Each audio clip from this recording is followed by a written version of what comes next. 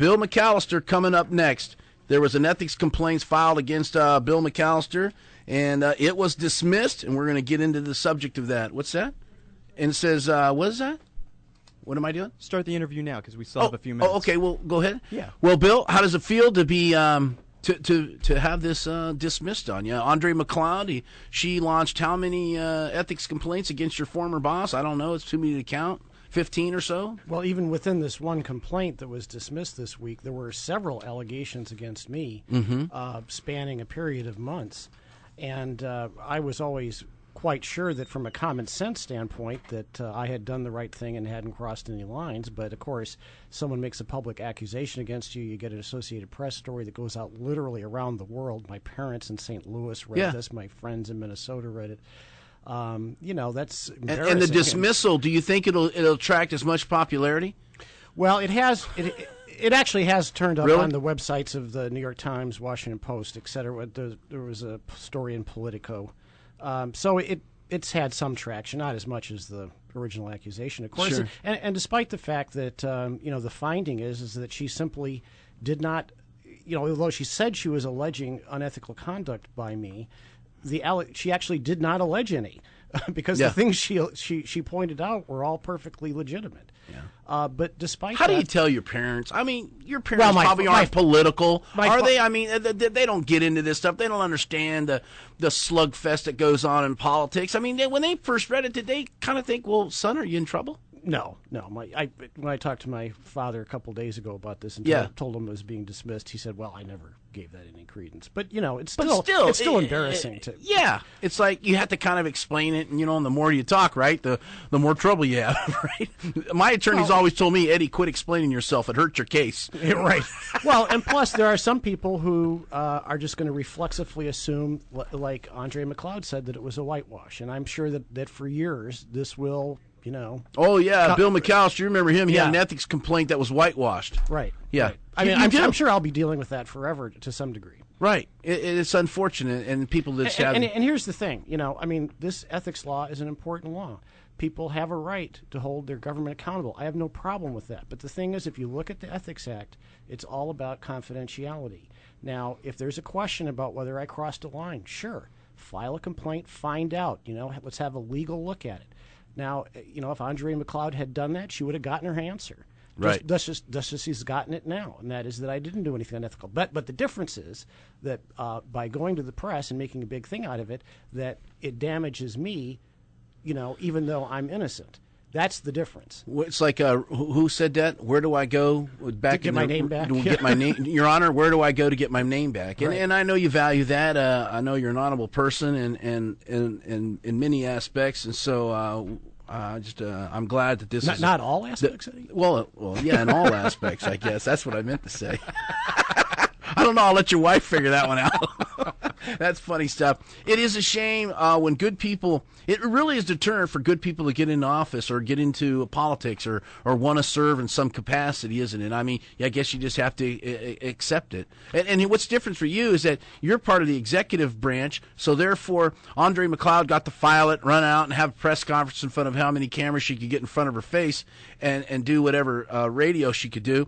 While you have to kind of sit back and go, well, okay, let's let the process work, and then a few months later it finally gets resolved. It must be frustrating. Well, it has been several months. She filed this in January, but she kept adding to it, so that strung it out. And this could easily have been resolved pretty quickly, I think, based on her original allegations.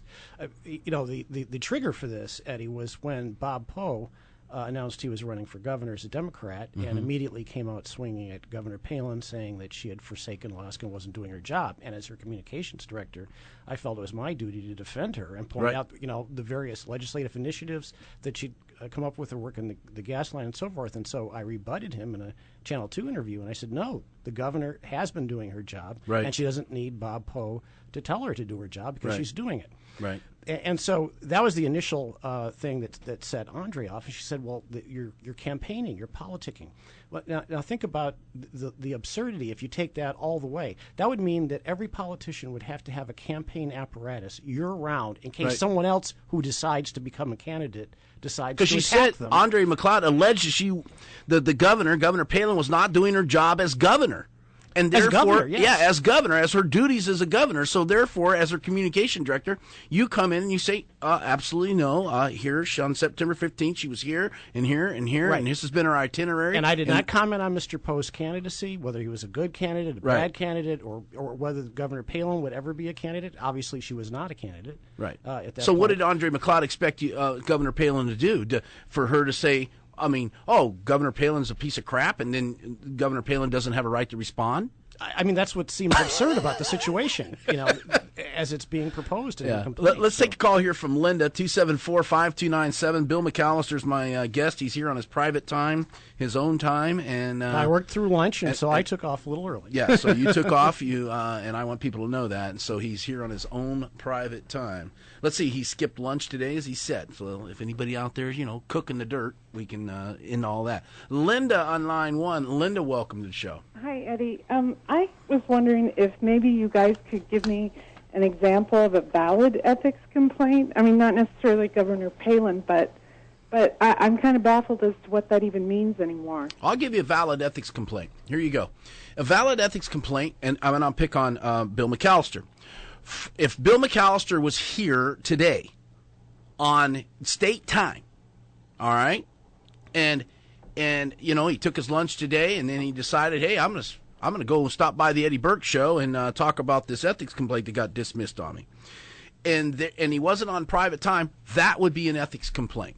Am I right, Bill? I don't know. I mean, I made sure that wasn't going to be an issue. Right. And so therefore, that would be an ethics complaint. Let's say somebody uses their office as, I don't know, let's say they stood in front of the seal and said, hey, buy Arctic Cat snow machines because they're great. And I'm in my office, and because I'm governor and I'm in my office, that just means you should buy Arctic Cat snow machines. Is that reason, in your opinion?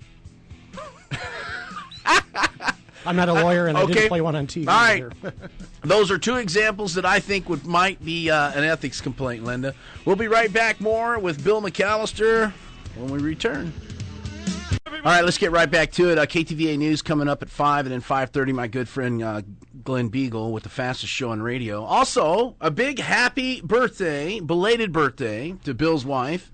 She turned 27 yesterday. Where'd you get that number? No, she's a lovely 44. Oh, dang. Hi, Christina, if you're listening. Happy birthday, Christina. And that's great. And, it takes a spouse to struggle with you through these times when you get these ridiculous complaints filed on you.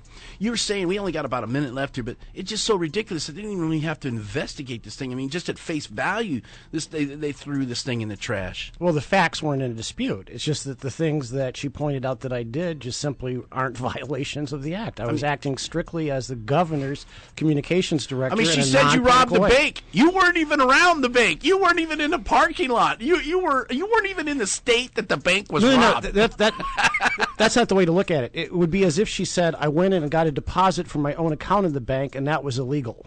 That would be the analogy. And that is consistent with the vast majority of these complaints. Yeah, most of them. Just totally ridiculous.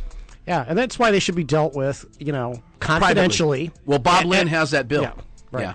Yeah, that's too bad. All right, we're up against a hard break here. We're up against the end of the show. Thank you so much, Bill McAllister, innocent as he should be. Hug your children. Tell them you're proud of them. We'll see you down at the Lion King tonight. And always believe in yourselves. Bye, Bill.